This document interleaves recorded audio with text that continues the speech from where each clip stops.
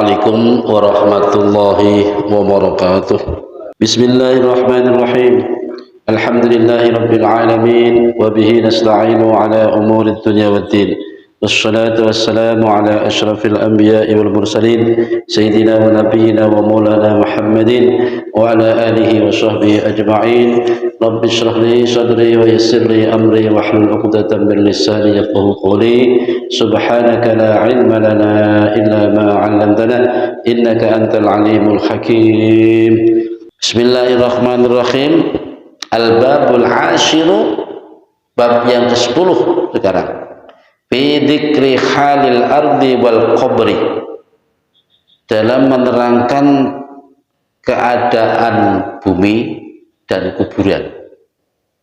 Ini yes, nerangnya kubur dan bumi. Iki apa bedanya karo kubur karo bumi? Nek bumi itu umum, tapi nek kuburan kan sing wis digali gitu. Jadi liang lahat. Bismillahirrahmanirrahim. Qala, berkata Anas bin Malik, sahabat Anas bin Malik radhiyallahu anhu, innal arda, sesungguhnya bumi, tunati itu berkata, manane undang-undang yes, menyerukan, kula yaumin, pada setiap hari, asyra kalimatin, akan 10 perkataan. Setiap hari bumi itu menyuarakan kalimat 10 setiap hari. Taqulu, berkata, bumi berkata, ya bna Adam, tas'a ala dhuhri wa masyiruka fi batni. Wahai anak Adam, engkau berjalan di atas punggungku, tapi tempat kembalimu justru nanti di perutku. Ini satu. Ini omongannya bumi. Artinya bumi itu setiap hari sudah menyerukan begitu. Sudah memberi peringatan kepada kita. Kan itu? Anak Adam, ingat engkau. Bahasa kita enggak. Bolehlah engkau sekarang berjalan dengan bangganya, dengan sombongnya di atas punggungku. Tapi ingat bahwa tempat kembalimu nanti di dalam perutku. Nah, satu. Yang kedua, wa ta'shi ala dhuhri wa tu'adzibu fi batni. Wahai anak Adam, engkau bermaksiat di atas punggungku, bersenang-senang dengan kemungkaran di atas bumiku. Terserah, tapi ingat engkau nanti disiksa di dalam perutku. Wes, karo bumi kan dilingno jenenge. Setiap hari bumi mengatakan begitu. Wa tadhaku ala dhuhri wa tabki fi batni. Ketika engkau di atas punggungku, di permukaanku, engkau ketawa sejadi-jadinya. Tapi nanti di perutku itu malah justru engkau menangis sejadi-jadinya. Nah, neng bumi, neng dunia ini silahkan ketawa, dalam arti terserah, mau poya-poya sembarang terserah. Tapi ingat nanti kembalinya di perut bumi. Nek wong sing kakean guyu sebenarnya kono kakean nangis. Nah, sebaliknya ingat. Apa ya nek ngono berarti kita kok nangis terus? Enggak begitu maksudnya. Artinya ndang podo eling. Ini loh. Umpama kok ngono salah iku aja gludru salah terus. Saape-apeke wong salah yaiku wong sing salah lalu segera menyadari kesalahannya dan segera bertobat. Soalnya ora nek menungso ora salah iku ora nek. Ora nek. Kejaba para nabi, para rasul. Soalnya itu dijaga dari kesalahan. Sifatnya kan maksud. Wa ta'kulul haram ala dhuhri wa ta'kuluka ad-didani. Engkau ketika di punggungku suka makan barang haram, tapi ingat nanti engkau justru malah dikerikiti apa ini ya set didan belatung sekarang kau boleh makan haram terserah, tapi ingat nanti jasadmu itu justru dari santapan cacing tanah. Wa tafrahu ala dhuhri wa tahzunu fi batni. Tafrahu, kau boleh berbangga-bangga, gembira ria di atas punggungku, tapi nanti engkau justru memprihatinkan, susah di perutku. Terus wa tajma'ul harama ala dhuhri wa tadhufu ala batni. Engkau suka mengumpulkan, menimbun barang-barang haram, makanan haram, harta haram, benda-benda yang haram yang memang dilarang agama, malah kau kumpulkan, kau timbun, kau tumpuk-tumpuk. Besok di dalam perutku engkau akan hancur karenanya. Wa tadhubu fi batni, hancur, tadhubu remuk. Wa takhtanu ala dhuhri wa tadhullu fi batni, ketika engkau di atas punggungku dengan congkaknya berjalan ke sana kemari, melakui dadanya dengar, menengadah kepalanya, tapi nanti ketika di dunia, di perutku, engkau akan menjadi terhina. Ini saya ngucapkan bumi gitu loh. Dan bumi ini ngucap setiap hari sebetulnya, cuma kita nggak dengar gitu sayangnya. Tapi nek wis roh ngaji ini kan padha karo ngrungokno ta. Setiap hari ngono-ngono kuwi. Terus tujuannya apa? Ya supaya manusia anak dan bersiap-siap untuk menghadapi masa itu. Wa tamshi masruran ala dhuhri wa taqa'u hazinan fi batni. Engkau berjalan di muka bumi dengan senang, nanti justru di perutku engkau jatuh hina, jatuh terhina. Wa taqa'u hazinan. Terus wa tamshi fin nuri ala dhuhri fataqa'u fi dhulumati fi batni. Ketika di perut, di dunia ini, maksudnya di punggungku, di atas punggungku, engkau berjalan ke sana kemari dalam keadaan terang, ya, bahkan dunia ini terang kabeh lah istilahnya. Nggak sulit lah orang mau mana-mana. Tapi ingat, nanti engkau di sana justru dalam kegelapan. Ini kan bumi ini sebetulnya mengingatkan kita, eling-eling kowe saiki ning donya enak terang beneran kaya ngene iki. Tapi ingat, sampeyan ning jero wetengku peteng lho iku. Dikira kan listrik kono.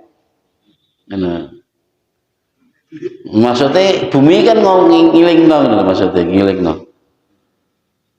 Wa tamshi fil jamaah ala dhuhri fataq'udu wahidan fi batni. Bolehlah engkau ketika di dunia ini, ketika di punggung kemana-mana selalu berkumpul berjamaah, bahkan mungkin jalan kemana dikawal, gitu. Tapi ingat, nanti di sana nggak ada pengawalan, nggak ada jamaah di sana, dewean gue. Yes, kita. Jadi perkataan bumi ini ngilingno kita. Dan bumi ini menyuarakan kalimat 10 itu setiap hari. 10 kalimat 10 setiap hari itu. Cuma ya sayangnya kita nggak dengar. Yang mendengar itu seluruh makhluk yang ada, kecuali ilas sakolain. Ilas sakolain itu kejabat jin karo menungso. Soalnya jin karo menungso iki sing kanggonan taat, sing kanggonan maksiat, sing kanggonan perintah, sing kanggonan larangan. Sing nampa perintah, nampa larangan jin karo menungso. Terus meneh, wa fil khabari lan kasebut ing dalam hadis Apa inal qabra setuhune kuburan. Kalau tadi kan bumi ini lah, bumi yang berkata begitu. Sekarang giliran kuburan yang berkata. Yunadi itu undang-undang sapa apa kubur kula yaumin ing dalam saben dina salah marratin kelawan telung pira-pira ambalan. Jadi sekarang kuburan yang menyerukan kalimat. Ana baitul wahdah wal wakhsyah wal aqrab wal hayat. Aku iki omah panggonane dhewean, panggonane gersah, panggonane kala jengking, panggonane ular. Ya wis diumumno kan. Jadi kubur ku wis ngumumne. Dadi ya aku ki panggonane ijen. Maksudnya wong ijen. Aja dibayangkan pamane wah wong sing wis budal pirang-pirang kuning kono ya rame lah. Ya gak ngono, nek kono ijen-ijen. Ya. Masya to umpamane budale bareng mergo kecelakaan truk ngono gitu. Itu kayak kejuruan kan buaran ngono kae. Jangan dikira ning kono terus kumpul ning ngono. Dewe-dewe punya alam sendiri. Karena ya tergantung amal ibadah itu. Nah, jadi kuburan ini wis ngomongi ngono. Aku ki nggone wong ijen, nggone wong gersah, nggone wong gelisah. Ya nggonku ki ya akeh kala jengking akeh ula. Ya jan. Ana baitu zulmah. Aku ki omah sing peteng. Wis gak nek lampu gak nek apa lho. Ana baitu tut. Aku ki nggone set. Nggone blatung. Wa madza a'tad kali, apa yang engkau persiapkan untukku, maksudnya apa yang kau persiapkan dalam menghadapi aku nanti. Nah, iku kuburan nih ngomong telu kan, aku ki nggone wong jen, nggone gersah, nggone para jengking, nggone ulah. Sing nomor loro, aku ki omah sing peteng, omah sing nggone set, nggone blatung. Nggih. Terus apa sing mbok siapne kanggo ngadepi aku? Wa yuqalu, dan dikatakan pula, maksudnya ada sebuah pendapat lagi, pendapat ulama.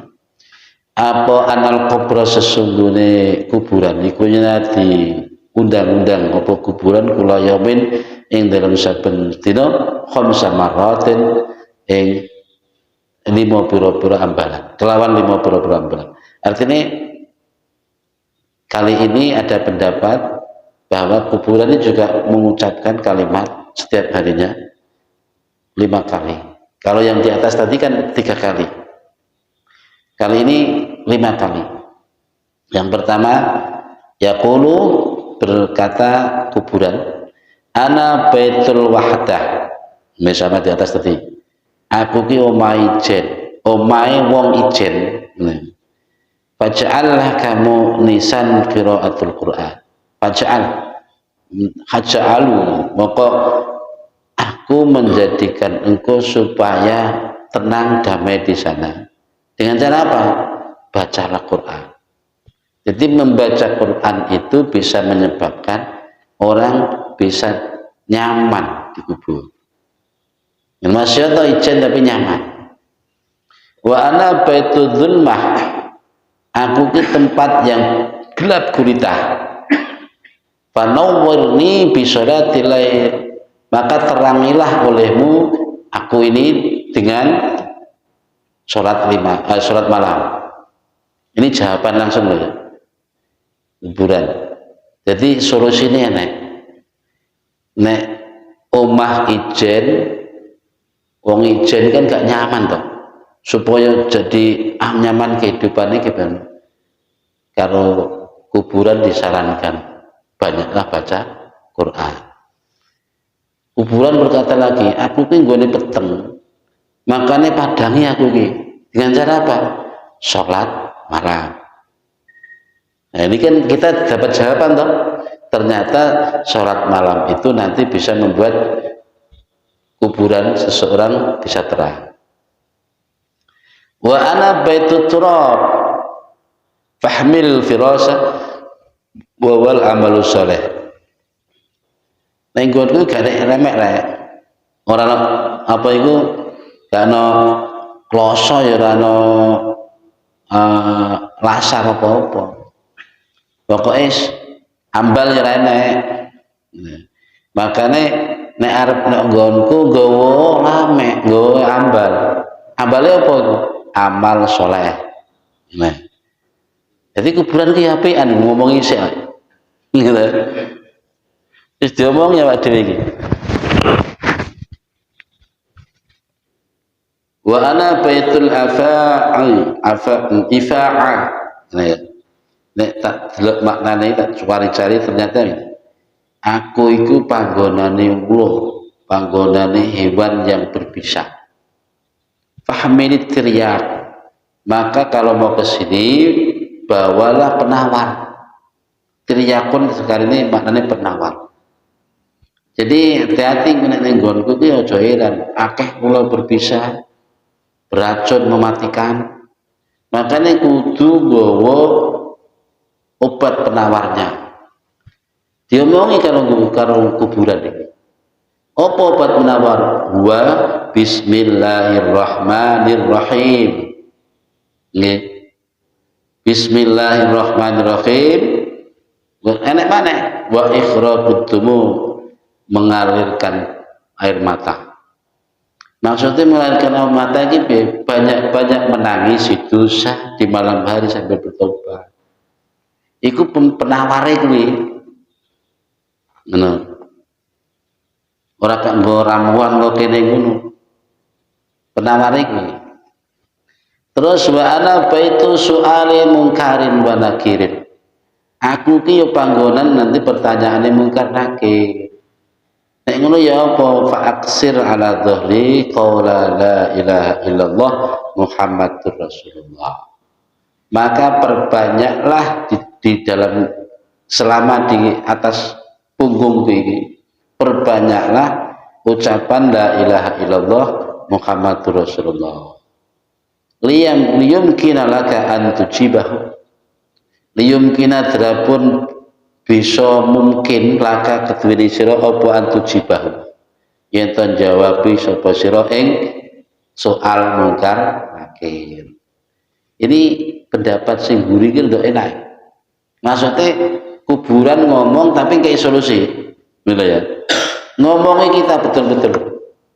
Aku ki nggone peteng kae. Makane rono tuku nggo sentolop. Ngono kan. Sentolope ning duwe apa salat malam. Nah, aku ki nggone tanah ora nek remek blas ngono. Ngambal wane. Pokoke tikar enggak ada, selimut enggak ada. Nah, arep mrene kudu nggawa bekal apa? Amal soleh. Amal soleh ini macam-macam, bukan hanya sholat atau zikir termasuk nolong orang, gitu. Menunjukkan seseorang kepada yang benar, menasihati anak,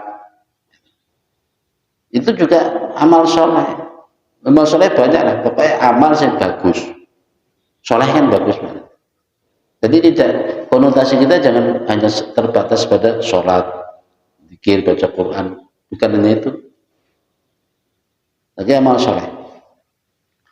Kalau semakin banyak amal soleh, maka lama iyo empuk nunggu-nunggu. Bukan hanya ambal dok. Sing nomor telu kuburan ini ngomongin yang ada. Aku ini nggone kewan galak. Pokoknya kewan-kewan yang berbisa yang mematikan, wah kan gitu. Makanya nek mrene kudu nggawa penaware. Harus bawa penawar. Nah, penawarnya apa? Bismillahirrahmanirrahim dan banyaklah meneteskan air mata. Maksudnya nangis untuk nangisi dosane maksudnya. Tobat. Nomor 4, ana baitu su'alin mungkarin wa nakirin. ya kan? Nomor 5, aku ini tempat di mana nanti munkar nakir mengajukan pertanyaan. Ya, makanya selama kita masih di punggungku ini dan banyak-banyak baca kalimat la ilaha illallah Muhammadur Rasulullah, buat pikiran itu minimal setiap habis sholat 165 kali. Nah, minimal untuk tahap belajar dulu belum sampai ke target itu ya minimal 33 kali la ilaha illallah, la ilaha illallah. Tapi yo sambil dipelajari makna kandungannya sampai sedalam-dalamnya. Aja kok ngelandes illallah nutal gak roh artine sampai gak roh artine. Lah piye agar memungkinkan kita bisa menjawab pertanyaan munkar nakir. Para muhibbin yang dimuliakan Allah, dalam setiap kalimat yang kita baca tentu kita tidak ingin hanya sampai di batas bacaan saja, karena apapun bacaan kalau tidak tahu artinya mana mungkin orang bisa meraba kepada keikhlasan, kekhusyuan lalu keikhlasan. Dan tujuan kalimat itu apa? Tentu kan nggak tahu kalau nggak tahu artinya. Ya, maka tugas kita setelah mengamalkan ya kita belajar kalimat itu artinya. Ya, ibaratnya kayak wingi tak sampai nih. Kalimat la ilaha illallah itu sebuah iklan atau iklan. La ilaha illallah, ora ana pangeran sing wajib disembah kecuali Allah. Tidak ada Tuhan yang wajib disembah kecuali Allah. Itu kan sebuah kalam khobar, kalam kabar, iklan. Ya kan? Nggak jauh beda dengan warung bakso urat. Kan udah tahu? Itu kan iklan. Ya kan? Dan angger liwat warung bakso urat, angger liwat bakso urat. Kan hanya sampai di situ. Kita nggak tahu di dalamnya itu ada apa. Kalimat la ilaha illallah yang nek mung diucapne tok. Itu la ilaha illallah. Itulah kalam kabar. Bagaimana kalimat itu berubah menjadi sebuah pernyataanmu, keyakinanmu, ikrarmu. Itu kan perlu proses. Makanya sampai disebut kalimat syahadat. Di syahadat syahadat itu kan bersaksi toh. Kapan kamu menyaksikan? Di mana kamu bersaksi? Ada nek mong la ilaha illallah, la ilaha illallah. Gak roh artine. Ya padha karo mau iklan. Warung bakso urat nutok. Nek pengen ngerti, ya masuk. Ya, masuk di dalamnya ada apa? Nek bakso ini berarti yang bakso ini kayak apa sih? Ini kan begitu. Setelah di situ dalam tahu bakso, pesen kemudian rasakan itu bakso. Ya, rasanya pun tidak cukup sampai situ. Oh, pentol itu tiba-tiba bentuknya bunder. Yang asin itu berarti uyahe, sing gurih itu berarti dagingnya, sing nyaman. Pokoknya sampai segitu cara menguraikan. Kalimat la ilaha illallah juga begitu. Ini bukan berarti kita memadai kalimat la ilaha dengan sesuatu. Maksudnya untuk memahami itu mudahnya gitu. Nah, ini karena penutup dalam bab ini kan kalimat la ilaha illallah. Maka untuk disinggung sidik. Perbanyak kalimat itu ketika kita masih diberi kesempatan di dunia agar kita bisa mudah untuk menjawab pertanyaan munkar nakir. Iki awak dhewe iki diomongi jadi kuburan itu enakan, apian, sedurung apa wis dikai kabar. Nah, Nah, ini berkenaan dengan kalimat itu tentu pembahasan di lain waktu kesempatan perlu waktu yang longgar. Yang saya kasih gambaran awal kita aja. Ibarat kita nek wis dadi sebuah ikrar atau pernyataan. Mbak mau pernyataan itu enggak gampang. Saya ingin enek wong teko rumah, ada orang datang ke rumah ngundang kita. Nanti bakto Isya diaturi rawuh selamatan tenggene Pak Sipulan. Oh nggih. Insyaallah ngene kan. Mbak muni nggih iku ora gampang. Diarena gampang be. Tiba-tiba ada orang lagi datang. Pak, nanti jalur itu dong bareng Isya jenengan rawuh tenggene. Piye terusan ngomong? Waduh, aku wis kadung muni ijo. Ya ta? Ternyata muni ijo yang pertama iki gak mudah konsekuensinya. Ya ta?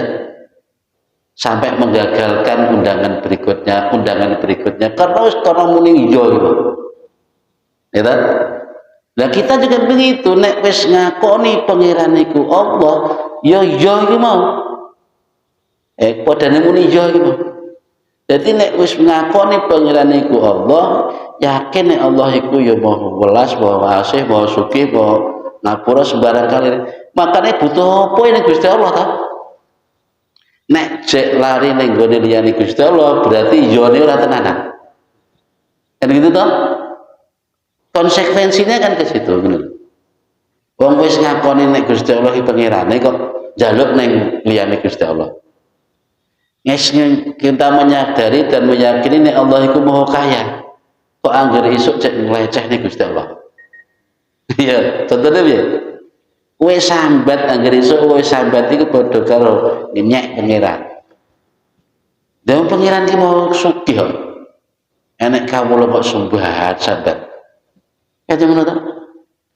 Dene ngakoni nek pangeranku iki sugih kok sambat.